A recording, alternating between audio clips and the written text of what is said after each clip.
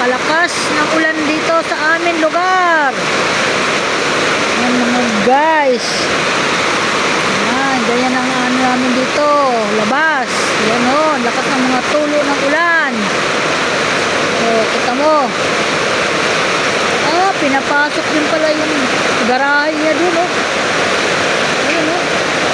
Nakita niya, pinapasok o. Maapaw din pala sa kalsada o. Ayan o. Tingnan mo, nandun siya oh. Baka pasukin sa loob yan, mapuno yung ano niya doon oh. Binaba din pala doon oh. Tingnan mo, ayan, palakas ng ulan mga guys oh. Grabe. Ano, hirap na yun, matang ulan.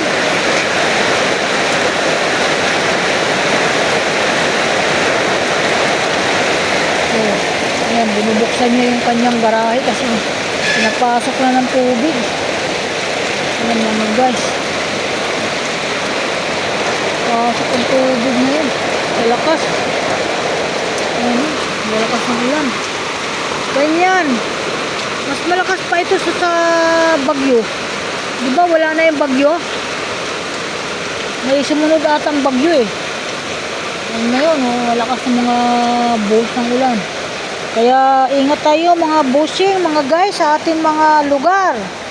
Diyan, lalo na sa Quezon City ay binaba lagi tayo dyan at mag-ingat tayo dyan sa mga anak ko nga nandyan. Alam ninyo yan, yung ano, si Bangbang, baka mamaya matakot yan pag malakas ang ulan, pero dito naman lang atang malakas ang ulan. Ewan ko sa ibang lugar kung malakas, pero awa naman ng Diyos at nakarating na yung mga anak ko na galing ng Samar na Miesta. Yan, tumawag kanina na nandyan na daw sila sa kanilang bahay sa Batangas. Buti naman, awa ng Diyos, nandyan na sila. Medyo nabawasan yung kaba ko. Yan ang nangyari. Ang aking iniisip naman ngayon, yung aking dun sa Payatas, kasi nawalaan daw ng ilaw. At sabi ko, sana yung bayaw ko ayusin naman. Babayaran na lang siya kung magkano ang sisingilin niya. Yun, kasi na andun yung apo ko. Doon mabuti yung kabilang bahay, may ilaw, kaya doon siya nakikitulog ngayon. Yan mga guys, kaya yun naman ngayon ang iniisip ko.